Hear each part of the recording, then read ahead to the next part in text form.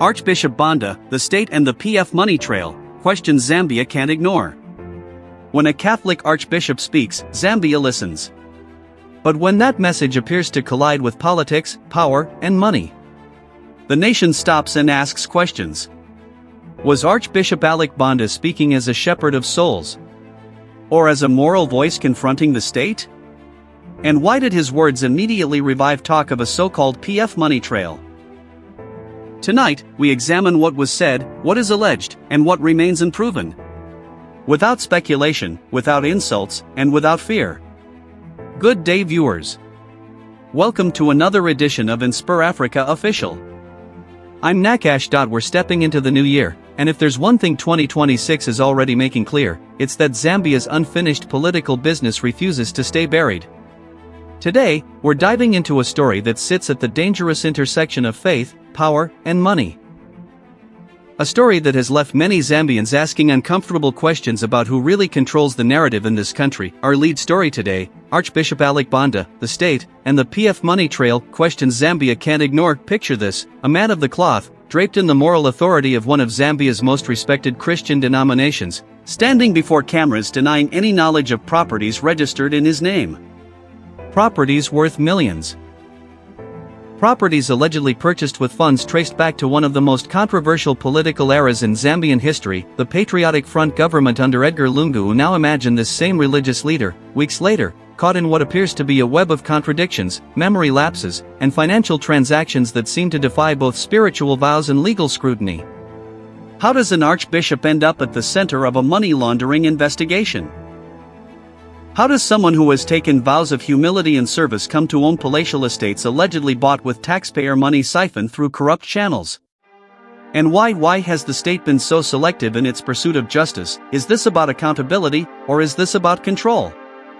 Is this about cleaning up corruption, or is this about silencing dissent? And most disturbingly, if a man of God can be entangled in this, who else is complicit?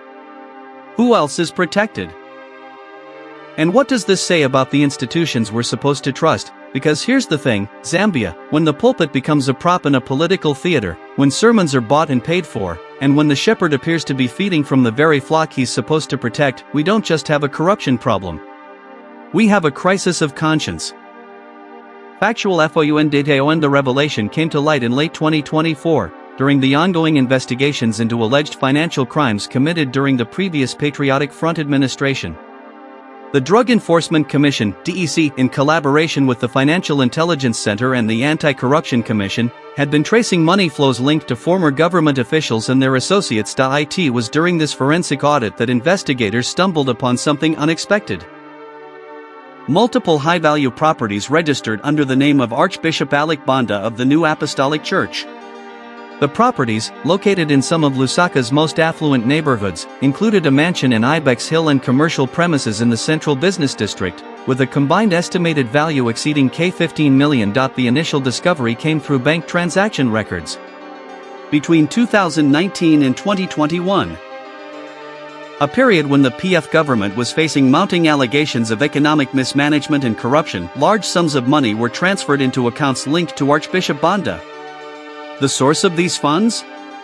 That's where the story gets murky. According to investigative documents that later surfaced, the money allegedly originated from entities connected to PF government contracts, specifically from inflated procurement deals and suspicious treasury disbursements.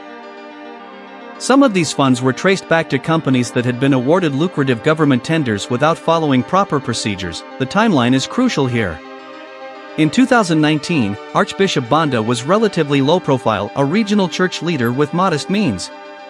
By 2021, as the Lungu administration faced its final months in power, the Archbishop had somehow accumulated assets that would be extraordinary for someone in his position.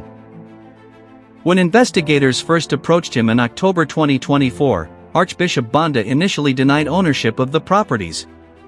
Then, when presented with title deeds bearing his name, he claimed he had no knowledge of how they came to be registered to him. This initial denial would later become a focal point of the investigation. By December 2024, the Drug Enforcement Commission formally summoned Archbishop Banda for questioning. What followed were days of interrogation that would expose a complex web of transactions, intermediaries, and what prosecutors would later describe as willful blindness. direct evidence. The most damaging evidence came from Archbishop Banda's own testimony during his DEC interrogation. Transcripts from those sessions paint a troubling picture. Let me share some of these exchanges with you.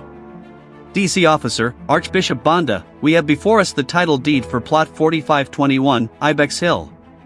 The registered owner is listed as Alick Banda. Is that you?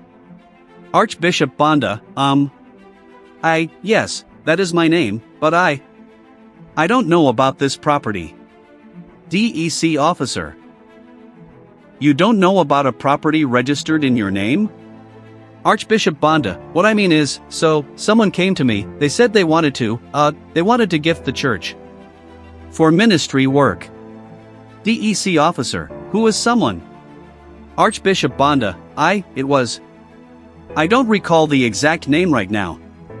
DEC Officer, Archbishop, this property was purchased in July 2020 for $6.8 million. The funds were transferred from an account at Zanaco. Do you have an account at Zanaco? Archbishop Banda, yes, I do.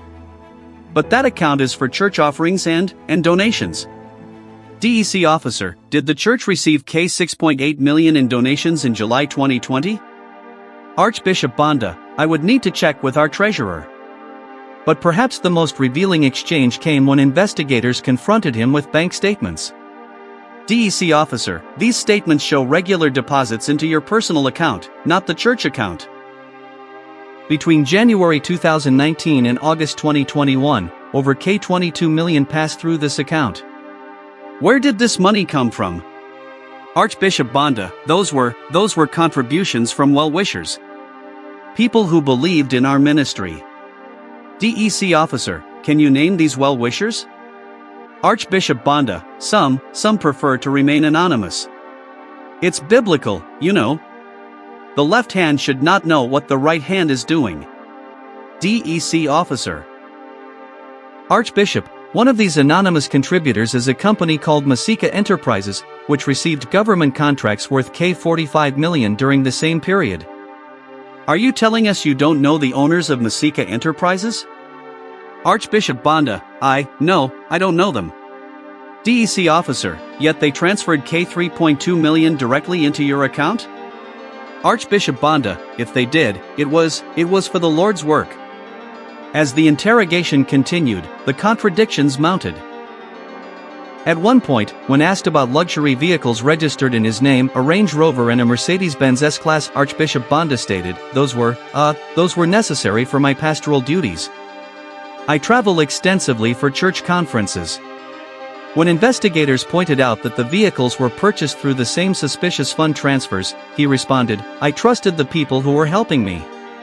If something wrong was done, I was not aware. This phrase, I was not aware, would become a recurring theme throughout his testimony, repeated more than 15 times across multiple sessions. Deeper analysis.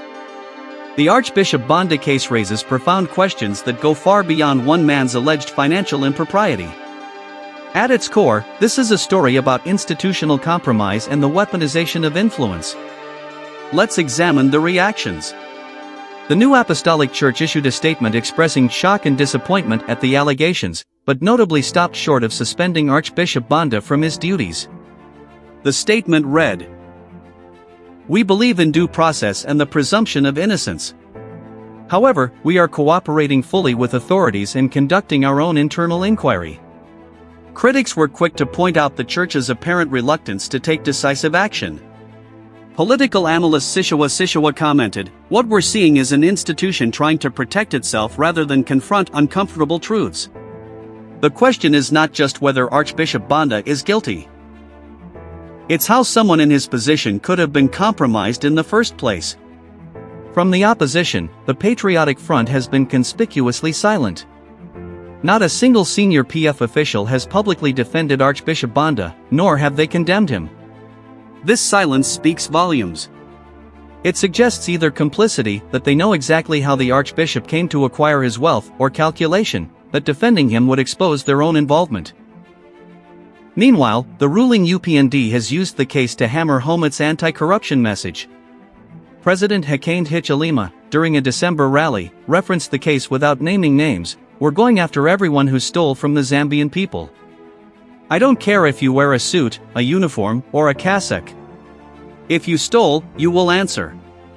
But here's where it gets complicated. Legal experts have noted peculiarities in how this case is being handled. Why was Archbishop Banda investigated by the Drug Enforcement Commission rather than the Anti-Corruption Commission, whose mandate directly covers this type of financial crime? Constitutional lawyer John Sangwa offered this perspective: the choice of which agency investigates sends a message. DEC has broader powers of detention and asset seizure.